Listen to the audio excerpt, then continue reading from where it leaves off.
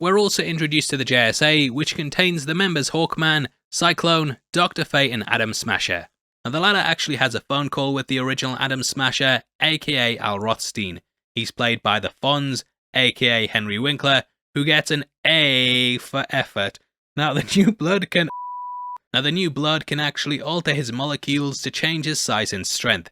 Our version debuted in 1996 using the name Nuclon, but now he's taken over the mantle. They called him by Waller to stop Black Adam, and this could also explain why she goes further up the chain and ends up calling in Superman. Dr. Fate also has visions that tell of Hawkman's death, but in the end, he chooses to sacrifice himself in order to save his friend. He's such a cool character that constantly uses magic, and his abilities were ripped right out of the comics and Injustice fighting game.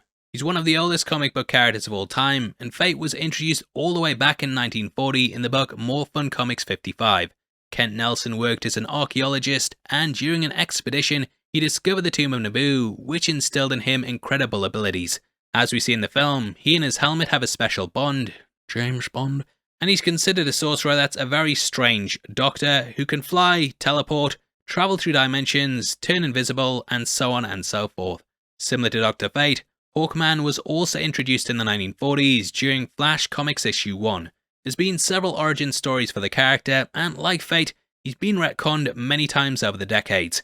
Originally he took the name Carter Hall, and he was also an archaeologist who was revealed to be the reincarnation of the ancient priest Khufu. I don't know why I said it like that now. In the 1970s, they updated Hawkman's origin story and made him Carter Hall, who was an alien cop that travelled to Earth and then gained the name Carter Hall.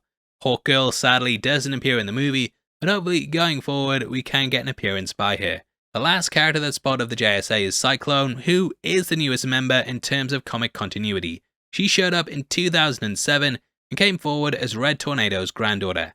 As a teen, she was kidnapped and injected with nanobites, which then gave her the power to control air particles in the wind.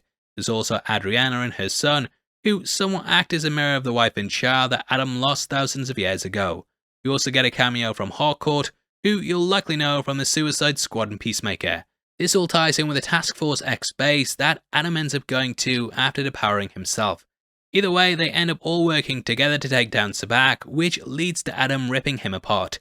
Adam is still technically a prisoner of Task Force X in the end, and this explains why Waller addresses Kandak as his prison.